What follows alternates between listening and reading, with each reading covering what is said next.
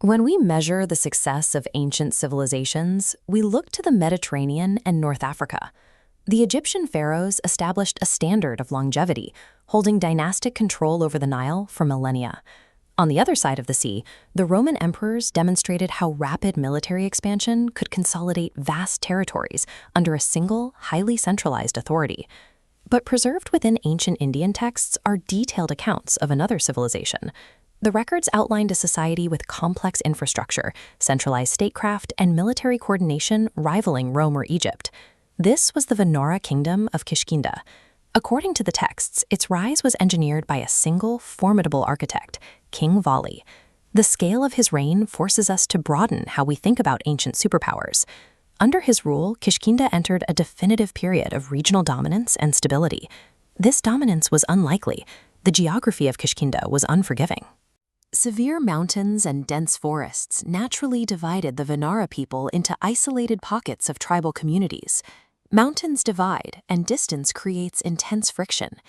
Coaxing these remote factions to cooperate required a gravitational force stronger than the terrain keeping them apart.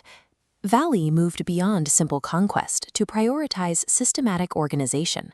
He opened secure trade corridors, coordinated scattered warriors, and mandated unified regional laws.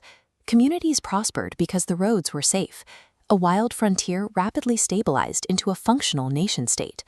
His physical might was well known, but his effectiveness lay in applying that strength to conquer geography. He physically forced a nation into existence. Any sustained period of economic and cultural growth requires one strict prerequisite: absolute, unquestionable border security.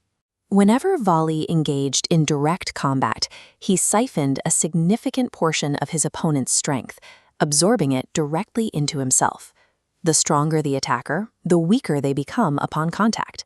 This creates a scenario identical to modern deterrence theory. Direct confrontation becomes mathematically unwinnable. Knowing that their own power would be used against them, neighboring kingdoms abandoned any plans for invasion. The threat alone neutralized foreign aggression before it could materialize. Kishkindha didn't need to station massive standing armies along its borders. The region's long peace was maintained by the asymmetrical physics of its ruler's invincibility. Historical texts point to specific case studies verifying this deterrent. Domestically, the ultimate test came from a rogue combatant named Dundubhi, a figure possessing immense, destabilizing physical power. Vali met the challenge directly, defeating Dundubhi with an overwhelming, catastrophic strike that would be remembered for many generations. While Dundubhi proved his domestic authority, an encounter with Ravana, the king of Lanka, established Kishkindha's supremacy internationally. Ravana arrived expecting an easy conquest, only to find himself completely overpowered. The accounts describe Vali restraining the foreign king with casual ease while going about his daily routines. By neutralizing both internal rogues and external monarchs, these two events permanently sealed Kishkindha inside a secure, untouchable bubble. But securing an entire nation through a single individual introduces a critical political paradox.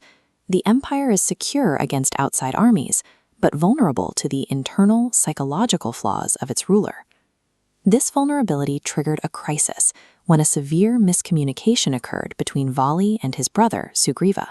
A localized familial dispute rapidly escalated. Because standard diplomacy relies on leverage, it failed here. Vali's power absorption rule meant nobody could physically restrain him or force him to the negotiating table. Without a physical check on his power, there was no political check on his assumptions. He drove his brother into exile. Predictably, Sugriva's departure forced the military commanders to take sides, shifting loyalties and splintering the central unity that held the Vanara people together. The exact mechanism that projected power outward and kept foreign enemies at bay engineered the civil dispute that tore the nation apart. By the time Rama and Lakshmana arrived in the region, they found a paralyzed nation, deadlocked in an unwinnable civil dispute. Forming an alliance with Sugriva meant confronting Vali, presenting Rama with a severe tactical dilemma. Attacking the king head-on meant feeding Rama's own formidable strength directly into his opponent. To bypass the deterrent, Rama launched a single lethal arrow from the concealed shadows of the dense forest canopy, striking home. The ultimate frontal defense offered zero protection against an asymmetrical strike. In that brief moment, Kishkindha's era of absolute stability came to a sudden close. Scholars and philosophers have spent centuries debating the morality of that hidden strike. Yet regardless of where one stands on the ethics of his death, the infrastructural and geopolitical majesty of the civilization he built remains uncontested. Vali stands as a multifaceted figure, embodying the tragic arc of an empire's life cycle, from its rapid ascent to its violent fragmentation. The absolute, unquestionable power required to forge a golden age is precisely what guarantees its eventual, devastating collapse.